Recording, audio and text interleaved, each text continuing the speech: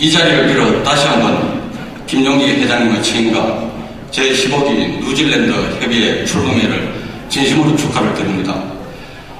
이번 제15기 출범회의를 계기로 더욱 교민사회 화합을 도모하고 통일 의지와 역량을 결집하여 통일을 위해 실질적으로 준비해 나가는 뉴질랜드 협의회가 되기를 바랍니다. 사무처에서는 뉴질랜드 협의회와 자문위원님이 활동하시는데 적극 지원하도록 그렇게 하겠습니다. 금년도는 민주평통이 창설 30주년이 되는 해입니다. 지난 7월 1일 제15기 민주평화통일 자문회의가 새롭게 출범을 했습니다. 여기에는 연임된 자문위원도 계시겠지만 새로 이적된 자문위원도 계십니다. 뉴질랜드는 보니까 총 40명 중에 23명이 새로 이적을 받으셨습니다. 57%가 신규로 이적받은 데입니다. 그래서 저는 이 시간에 자문위원님들이 기본적으로 조금은 알고 가셔야 되겠다. 좀 궁금해 하실 거로 생각되는 어떤 민주평통 기능과 역할, 그리고 해지역 활동 방향, 그리고 통일을 통한 선진화로 가는 길을 말씀드리고자 합니다.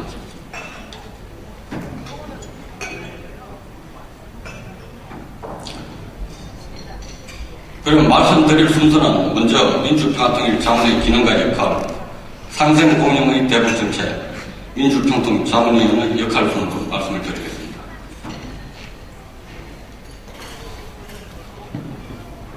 먼저 민주평통의 기능과 역할이 되겠습니다.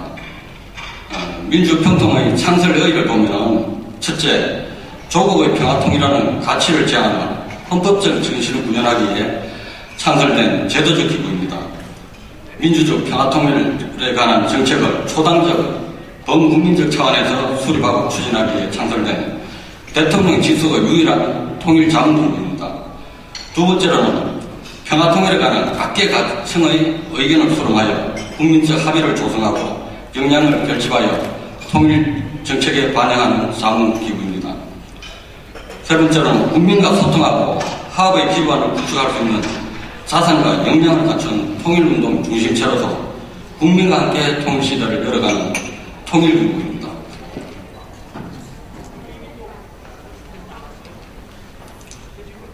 민주평통의 성격을 살펴보면 민주평통은 헌법기관으로 대통령 자문기관이며 중개기관이라고 할 수 있습니다. 대통령 직속의 자문기관으로 대통령의 통일정책 수립을 위해 대통령에게 자문 건의할 뿐만 아니라 적극적으로 대통령의 의사결정에 의견을 제시할 수 있는 기관입니다. 대통령 직속으로 국민경제자문회의, 국가교육과학기술자문회의, 국가안전보장회의가 있습니다. 여기는 대통령 요구시에만 자문할 수 있지만 우리 민주평통은 자발적이면서도 좀 적극적으로 건의를 할 수 있다는 점에서 차이가 있습니다. 민주평통은 정부 정책을 공감 확산하기도 하지만 국민의 여론을 상시적으로 수렴하여 국가와 국민 사이에 중개 역할을 하는 일단 가구 역할, 이런 중개기관의 성격을 또 가지고 있습니다.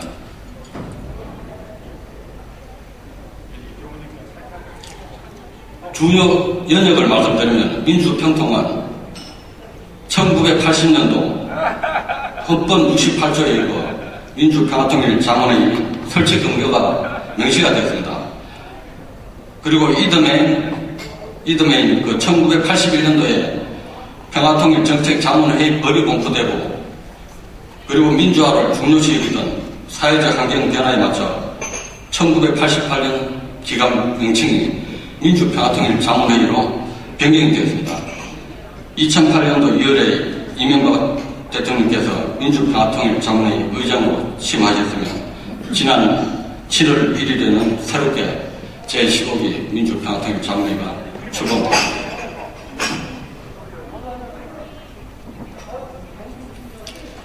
민주평통의 기능은 헌법에 명시된 통일에 대한 헌법적 가치를 구현하기 위해 민주평화통일자문회의법 2조의 규정에 따라서 조국의 민주적 평화통일을 위한 정책의 수립 및 추진에 관하여 대통령에게 건의하고 자문하는 기능을 수행하고 있습니다. 이를 위해 4가지 파생적 기능을 가지고 있습니다. 첫째는 통일에 관한 국내 여론수를, 둘째 통일에 관한 국민적 합의 도출, 세 번째로 범민족적 통일 의지와 역량의 결집, 넷째 평화통일 정책에 관한 자문 건의에 필요한 직무법인의 폭넓은 활동을 수행하고 있습니다.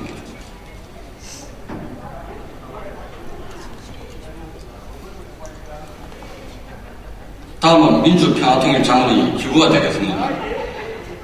민주평화통일자문회의는 대통령님이 의장을 맡고 있으며 그 아래에는 이제 부의장님이 20명 이내로 구성되겠습니다. 부의장은 수석 부의장을 비롯해서 국내에 16개 시도의 지역 부의장이 있고 2부 5도 부의장이 있습니다.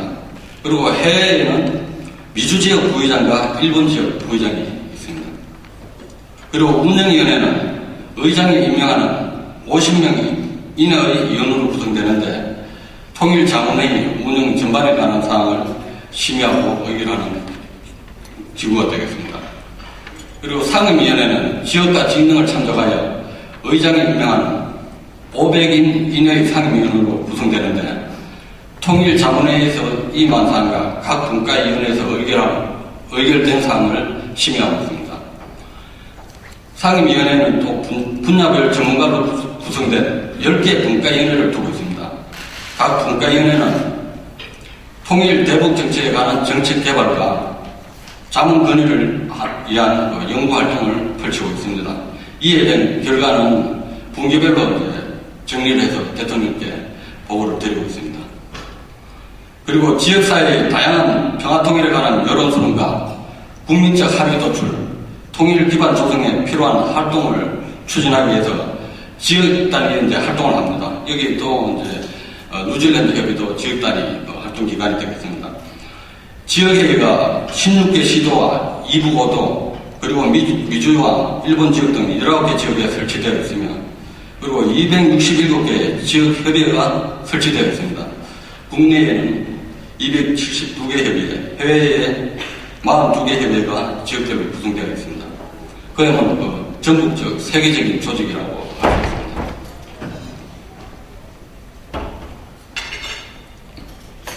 그리고 자문회의 운영위에 자문위원님들의 활동을 지원하는 사무처, 저희들 기구가 되겠습니다.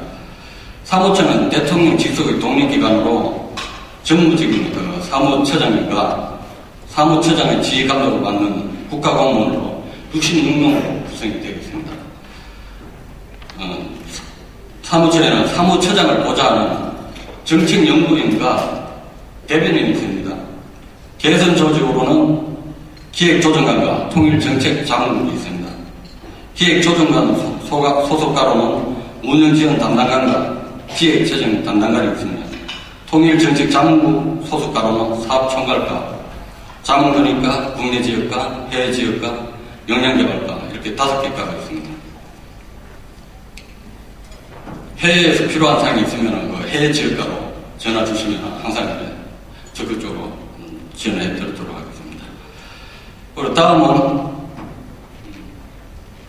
제15기 자문회의 구성 현황이 되겠습니다. 의장이신 이명박 대통령께서 제15기 자문위원을 19,950명을 새로이 이촉을 했습니다. 이는 지난해 14기에 대비해서 2,150명이 증가하였습니다. 자문위원 분포도를 보면 지역 주민이 선출하는 지방의회 의원인 지역대표가 3,170명으로 15.9%, 지역대표가 13,643명으로 68.3%, 해외 자문위원은 3,137명으로 15.7%를 차지하고 있습니다.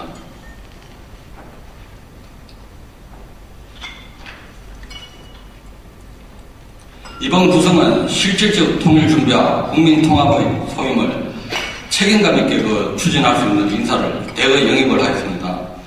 무엇보다 먼저 국민 대표성을 강화하고 국민과의 소통 체계 마련을 위해 제15기 들어가지고 처음으로 국회의원님이 추천한 1,310명을 자문위원님으로 이촉하였습니다.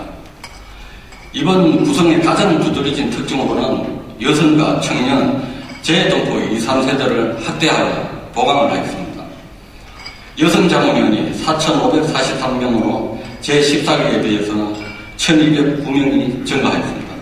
그리고 청년 자문위원은 5,525명으로 제14기보다 979명이 늘어났습니다.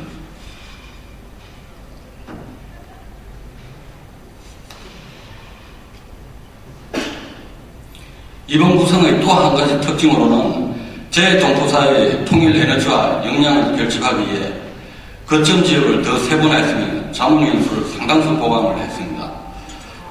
해외 협의회가 35개에서 42개 협의회로 7개 협의회가 정설이 되었습니다. 여기에는 중국 지역 4개 협의회, 중국 지역 4개 협의회는 강저우, 칭다오, 상하이, 선양이 되겠습니다. 그리고 베트남, 서부 유럽, 중동 협의회 등 3개 협의회를 분리 신설했습니다. 그리고 15기 해외 자문위원 통일 환경 조성을 위해서 민간 여교의 역량이 있는 인사 3,137명을 위촉함으로써 제14기 2,644명보다 493명을 확대 보강을 했습니다. 이로써 해외 자문위원이 위촉된 나라는 101개국에서 105개국으로 4개국이 확대가 되었습니다.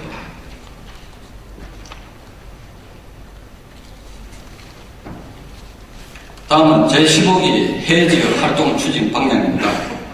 이제 여기서부터는 실질적으로 뉴질랜드 협의회뿐만 아니라 각 협의회가 펼치고 나가야 될 활동입니다.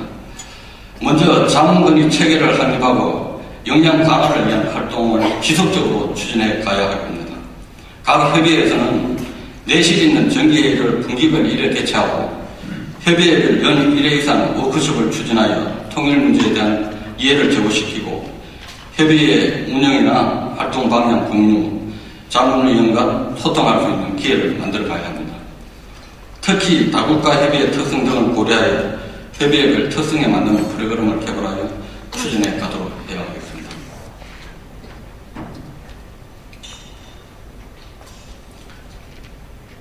통일론의 확산과 공감대 형성을 위한 활동을 강화해 나가야 하겠습니다. 제 동포사회의 통일 문제에 대한 이해를 확산시키고 동포사회의 통일 여론 수렴을 위해 연 1회 이상 현안 발생 시 수시로 한 100명에서 300명 규모의 통일 문제 강연이나 세미나, 토론회 등을 추진해 가야 되겠습니다. 사무처에서는 수석부의장, 사무처장 등 지휘부 순방 강연도 추진하도록 계획을 하고 있습니다.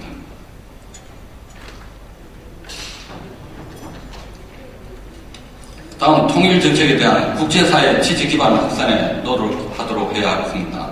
이를 위해 주류사회 주요 인사, 한반도 문제 전문가 등과 네트워크를 강화하기 위한 활동을 전개하고 그리고 매년 실시해 오는 사고로 한반도 문제 전문가 그룹과 연계한 전문가 포럼을 추진해 나가도록 해야 하겠습니다.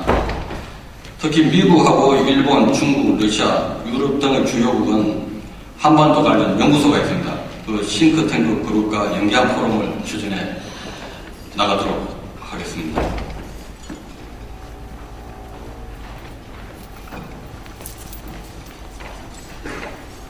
다음은 해외 차세대 육성과 지원을 활성화하도록 해야 하겠습니다.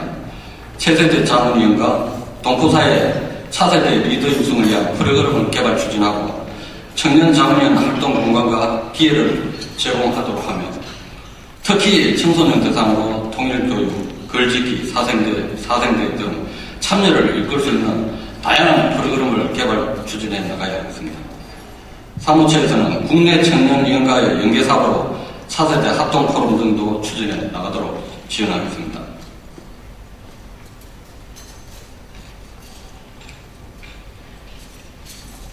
제 동포사회 결속과 화합을 위한 활동도 지속적으로 추진해 가야 하겠습니다.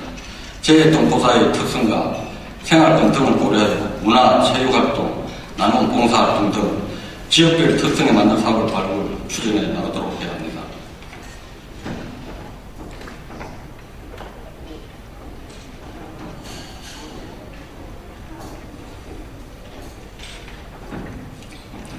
지금부터는 정부의 대북정책 방향입니다. 정부의 대북정책은 상생 공룡의 대북정책입니다. 이 상생 공룡의 대북정책은 역대 이제 대북 정책의 기조인 화해와 협력의 정신을 바탕을 이어가고 있습니다. 그런데 이명박 정부 들어서도 대통령은 대북 정책은 실용성과 생산성의 바탕을 둔 상생과 공영의 남북 관계의 발전을 추구하고 있습니다. 그러면 대북 정책은 어떠한 원칙 아래 추진되는가? 먼저 실용과 생산성을 추구를 하는데 남북 관계는 이념의 잣대가 아니라 실용의 잣대로 풀어가며 발전과 평화의 노력을 일관성 있게 추진하는 것입니다. 둘째로는 원칙을 철저하게 지키면서도 유연한 접근을 통한 대북 정책을 추진하는 것입니다. 북한 핵을 반드시 폐기하고 진정성 있고 내실 있는 대화를 추진한다는 원칙입니다. 접근 방식은 현실을 고려해서 유연하게 정책을 추진하겠다는 것입니다. 셋째로는 국민 합의에 기반하여 투명한 정책을 추진하겠다는 것입니다. 정책의 정 과정에서 다양한 형태의 국민 참여를 유도하고 국민의 의견을 폭넓게 수르면서 국민적 합의에 기반하여 정책을 추진하겠다는 의지입니다. 넷째로 국제협력과 남북협력을 조화로운 진전으로 이루어가는 것입니다. 현실적으로 한반도 문제는 남북 문제인 동시에 국제 문제입니다. 그래서 남북협력과 국제협력의 조화로운 추진이 매우 중요합니다. 북핵 문제 해결을 위해서는 육자회담을 통해 핵 문제를 평화적으로 해결하자는 것입니다.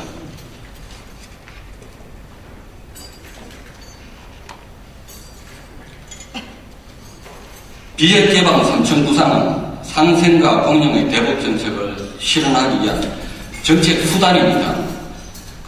북핵 문제 해결과 남북 간 상생 공영을 실현하기 위해 북한의 폐기 결단을 촉진하는 환경을 조성하는 동시에 공동 번영의 길을 모색하고자 하는 것입니다. 북한이 핵 폐기 결단을 내릴 경우 국제사회와 함께 10년 내에 북한의 1인당 국민소득을 3,000달러 수준으로 올릴 수 있도록 경제나 교육, 재정, 인프라, 생활 한상 등 5대 프로젝트를 추진하여 북한 주민의 삶의 질을 향상시켜 나가겠다는 구상입니다. 국민소득 3,000달러 수준이면 뉴질랜드는 보니까 거의 2만 불에서 3만 불 수준이라고 들었습니다.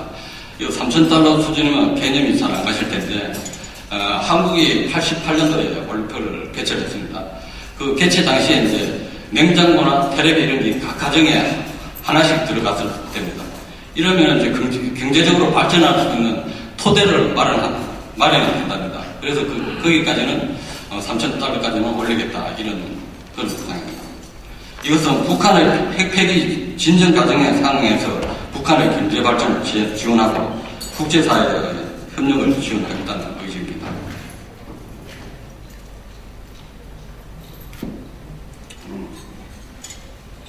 한반도 신평화 구상은 2009년도에 대통령께서 강복절 경축사에서 말씀을 하셨습니다. 비핵 개방 3천 구상을 근간으로 한반도 평화 실현을 위한 포괄적 구상이자 한반도 문제 해결을 위한 근원적 처방을 제시하는 것입니다. 이는 북한이 핵을 폐기하고 재래식 무기를 감축하여 정치, 군사적 신뢰를 구축하며 공동 번영할 수 있는 길을 제안하는 것으로 북한의 핵 포기를 결심하면 북한의 경제 발전을 지원하기 위한 국제사회의 협력을 주도해 나가겠다는 정책입니다.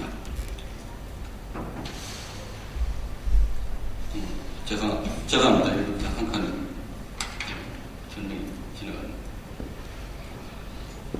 다음 그랜드 바리는 대통령님께서 2009년도에 미 외교협회 연설에서 말씀하신 겁니다.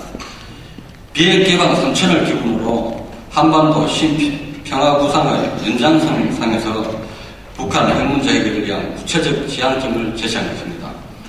과거에 이제 북핵 협상의 잘못된 간에, 즉 핵동결, 훈련화, 폐기의 단계에서 협의했다가 파기하고 또 재합의와 재파기를 겪었던 그동안의 이제 시행착오 패턴에서 탈피한 새로운 통합적 접근법으로서 주안점은 육자회담을 통한 북핵 프로그램의 핵심 부분 폐기와 동시에 확실한 대북 안전보장과 국제 지원을 본격화하겠다는 것입니다.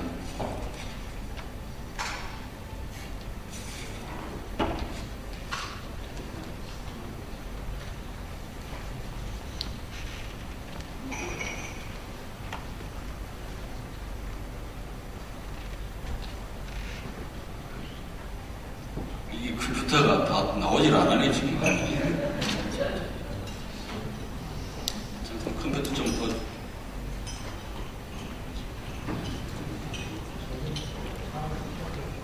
아니,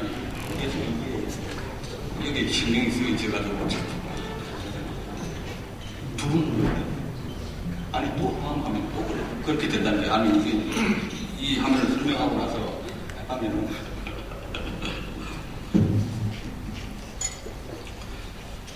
이명박 대통령께서는 평화공동체, 경제공동체, 민족공동체 3대 공동체 개념을 구체적 통일구상으로 제시를 하였습니다. 이는 우리 정부의 통일방안인 민족공동체 통일방안을 개정하면서도 새로운 한반도 정세와 남북관계 변화 흐름을 반영한 평화통일의 비전입니다. 먼저 평화공동체는 북한 핵 문제 해결을 통해 한반도의 안정과 평화를 실현하고 전쟁 위험이 없는 상태를 만들어서 더 큰 협력의 미래를 열어가자는 것입니다. 둘째, 경제공동체는 북한 경제의 회복에 따른 하나의 경제단위로 남북한 경제 통합을 촉진하고 비핵개방 3천 프로젝트 본격 가동을 통해서 남북 모두에게 이익이 되는 경제공동체를 만들어 가자는 것입니다.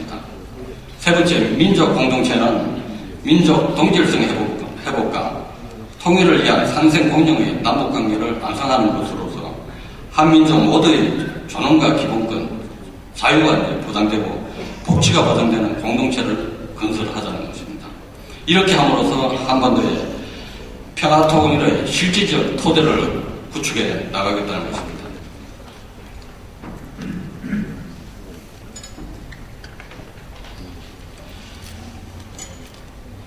향후 이제 통일 대북 정책 추진 방향으로는 핵 문제 해결과 남북관계 발전을 위해 북한 당국의 진정성 있는 태도 변화를 촉구하여 북한의 실질적 변화를 유도하는 방향으로 추진하는 것입니다. 이를 위해서 남북대함이 육자회담을 통해 그랜드 박연에 입각하는 비핵 평화를 촉구하고 비핵 개방 3천 구상 및 한중관계의 전략적 협력을 통해 북한의 개혁 개방을 유도하는 것입니다.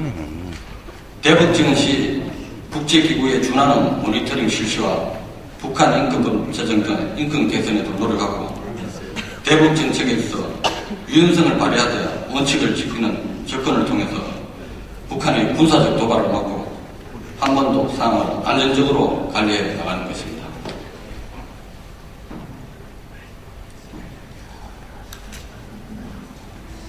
다음은 통일의 비전과 선진화의 길이 되겠습니다. 통일이 되면 과연 어떤 우리나라가 만들어질 것인가 이에 대해서 말씀드리겠습니다. 통일 한국의 비전과 미래상은 통일은 분단 이전 상황의 복원이 아닌 새로운 한반도의 미래를 설계해 나가는 것입니다. 따라서 통일은 단순히 분단된 남북한이 하나가 된다는 것을 넘어서 다음과 같은 과제를 완성해 나가는 것입니다. 변화하는 세계 환경에서 한반도의 위상을 강화하는 것이고 세계를 위해 통일 한국이 기여하는 것이 되겠습니다. 아울러 통일은 남북한 차원뿐만 아니라 지역적 및 세계적 차원의 구도와 관련되어 있어 동아시아 공동체 논의 및 세계 평화의 진전과 병행될 경우 보다 의미 있는 통일이 가능합니다. 또한 통일 한국에서는 진정한 시장 경제와 민주주의가 창달하여 통일 국가로서의 국제 이상이 정대되는 것입니다.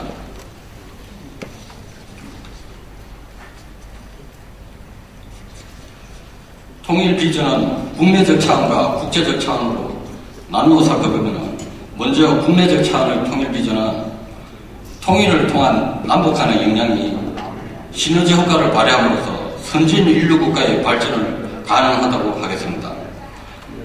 선진 민주사회로서 민주복지사회와 미래성장 동력이 확보가 됩니다.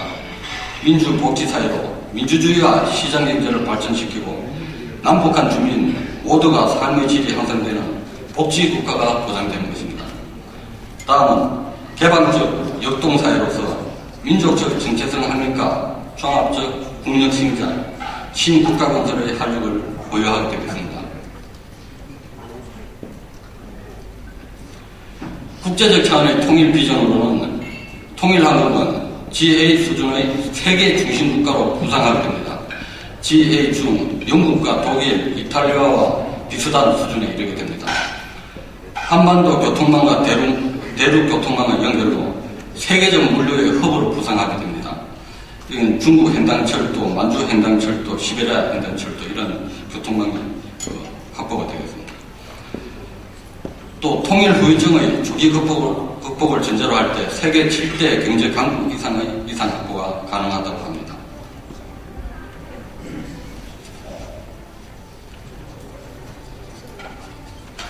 통일한국은 세계 중심 국가로서 우리 민족은 물론 인류의 발전과 행복을 위해 필요한 보편적 창출에 기여하게 됩니다.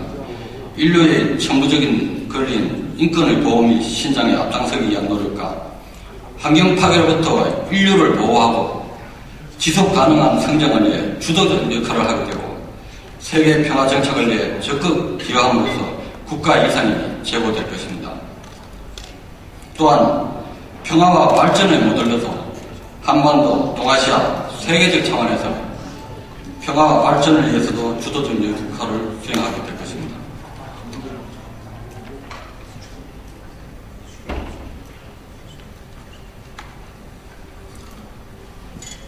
통일은 정치적으로 분단 고통을 치유하고 민족 정체성을 복원함과 동시에 자유민주주의를 구현하고 한민족 평화와 번영을 이룩함으로써 세계 평화에 기여하게 되겠습니다. 경제적으로는 국토 규모와 인구가 확대되고 새로운 자원 확보로 신성장 동력의 발판이 마련되어 국제 경쟁력이 제고될 것입니다. 2009년도 9월에 미국의 대표적 투자은행인 골드만삭스는 보고서를 통해서 남북이 2013년부터 통합을 시작하면은 2050년도에는 국내 총 생산액은 독일, 프랑스, 일본, 영국 등을 추월할 것으로 예측하고 있습니다. 그리고 1인당 국민소득은 86,000달러가 될 것으로 분석 전망하고 있습니다.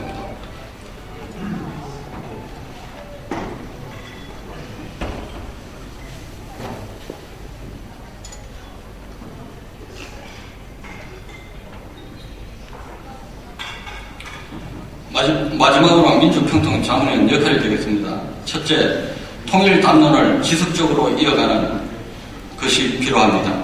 이를 위해서는 정부 또는 민간보다는 반감반민의 공신력 있는 기관이 나서는 것이 바람직한데 바로 민주평통 국내에 2만여 자문위원을 계시고 지역협의 조직을 총가동할 수 있는 역량을 보유하고 있기 때문에 우리 민주평통이 희망적, 긍정적 통일 담론을 생산하고 퍼뜨리는 불쏘시개 역할을 수행해야 할 것입니다.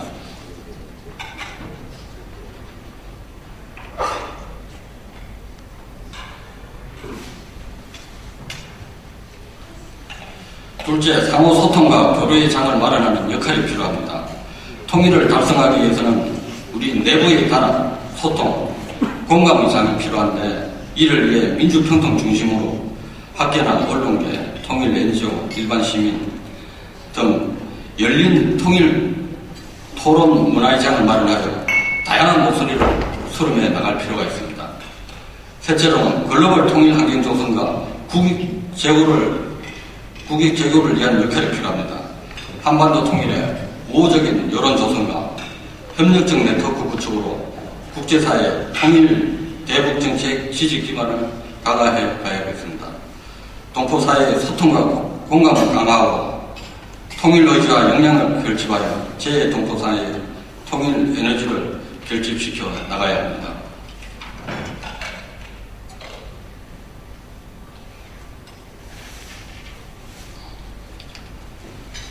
자문위원님들 여러분께서는 유일하게 대통령님의 이초장을 받으셨습니다. 그래서 어떠한 사명감을 가지고 해외 자문위원들 여러분께서는 선진 인류국가 대한민국의 새로운 통일 역사를 창조하는데 앞장서 주시기를 바라면서 이상으로 보고를 마치겠습니다. 감사합니다.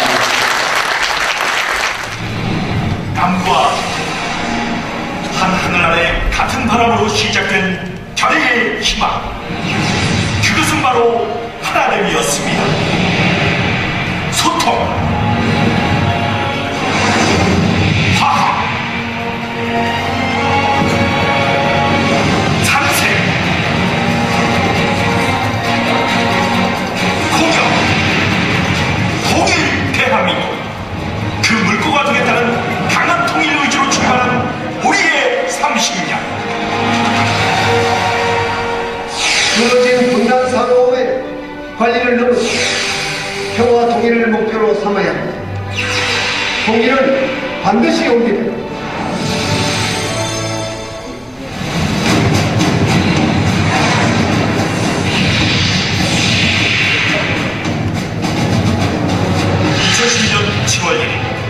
제15기 민주평화통일자문회의에 주어진 목표는 국민과 함께 통일 준비 역량 강화입니다.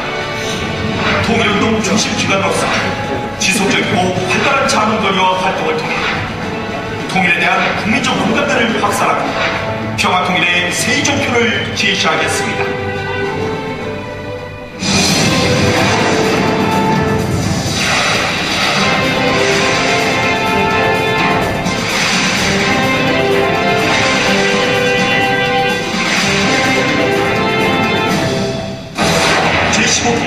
민주평통 활동 방향으로는 첫 번째, 자문거리 역량과 품질을 제고시키겠습니다. 보다 예식 있는 자문거리를 위해서는 국민 소통과 참여가 필요합니다. 역동성과 개방성을 확보하여 자문거리의 실효성을 높이고 다양한 국민 여론을 정책거리에 반영하겠으며 자문위원이 정책거리와 통일 준비에 필요한 역할을 충실히 수행할 수 있도록 통일 역량을 더욱 강화하겠습니다. 두 번째, 통일 공감 확산과 통일 준비를 선도해 나아가겠습니다. 보다 완전한 통일 대한민국의 실현은 모두가 하나라는 깊은 공감에서 출발합니다. 일관된 정책 추진 환경을 조성하기 위해 대북 정책에 대한 국민 공감대를 확산시키고 유관기관 및 지방자치단체와 함께 국민 참여형 통일 사업을 추진하며 통일 세대의 주역인 청소년과 대학생들의 국가 간과 안보관을 제고시켜 미래 통일 준비에 대한 기반을 강화하겠습니다. 세 번째, 글로벌 통일 환경을 조성하여 국익 제고에 앞장서 나아가겠습니다. G20을 성공적으로 개최한 대한민국은 보다 성숙한 글로벌 국가 실현을 위해 국제 무대에서의 기반을 공고히 다져야 합니다. 한반도 통일의 우호적인 여론 조성과 협력적 네트워크를 구축하고 제외 동포 사회와의 소통 강화, 해외 통일 역량을 강화시켜 나아가겠으며 자유무역협정 체결 조언, G20 정상회의 성과 홍보, 한국문화유산 알리기 등 대한민국의 브랜드 가치를 제고시켜 글로벌 코리아의 위상을 높여 나아가겠습니다. 네 번째, 나눔과 봉사 실천으로 공동체 기반을 강화하겠습니다. 우리는 서로 도우며 함께 사는 상생정신으로 모두가 꿈꿔온 인간다운 삶을 영위해 나가야 합니다. 우리 국민의 일원인 북한 이탈 주민과 다문화 가정에 실질적인 도움이 될 수 있도록 힘껏 지원하겠으며 우리가 지니고 있는 희망 에너지를 더 공정하고 따뜻한 선진인류 국가 조성에 기여하도록 하겠습니다.